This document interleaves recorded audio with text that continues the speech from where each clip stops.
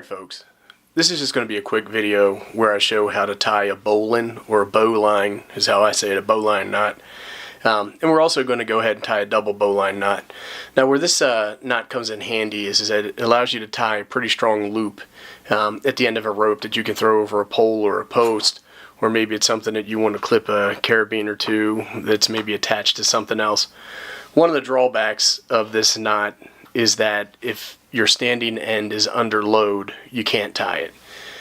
The other thing is that, and this is actually a double bowline knot, with a regular bowline knot, sometimes when they're not under load, this can get loose and come untied, hence the need for the double bowline. So let's go ahead and get started, and we'll tie this knot. Okay, so here we go. We have some rope, and let's go ahead and get started. Tying this knot's actually pretty easy. So what you want to do, the first thing is that you just want to make a simple loop like this. When you make the loop, you want to make sure that your standing end is going underneath your working end, which is right here. So once you have this loop, you just want to take your working end and you come up through the loop very simply, bring it around the back of your standing end, and then you want to come back down through the center of the lower part of this loop and just pull it tight. And there you go, you have a bowline knot. It's pretty simple. When you tie it, this rope's a little chunky.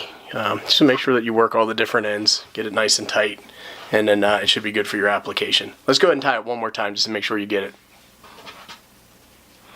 Also, this knot is very easy to untie, which makes it quite popular. So, here you go. Just have your rope. The first thing you want to do is you want to take your working end and you want to loop it around your standing end, making sure it's going over top. Just hold this simple loop just like this.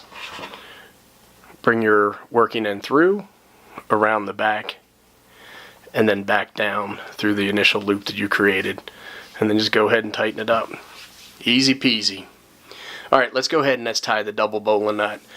Like I said, the advantages of the double bowline knot are it's less likely to come untied when the knot's not under load. Let's go ahead and get started.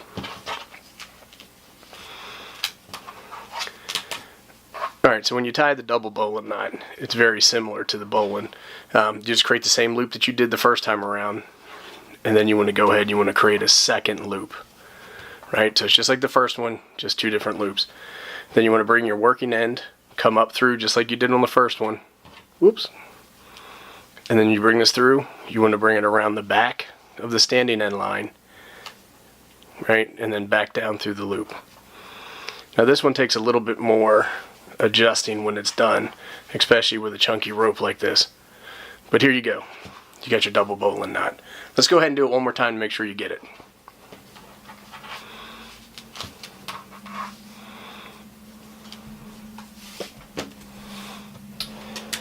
Okay, with your double bowline knot, you want to start like you did with the bowline knot, and you just want to go ahead and create a loop. Let's just pull this down a little bit. Then we're going to go ahead, we're going to create a second loop that sits on top of the first. Pretty simple.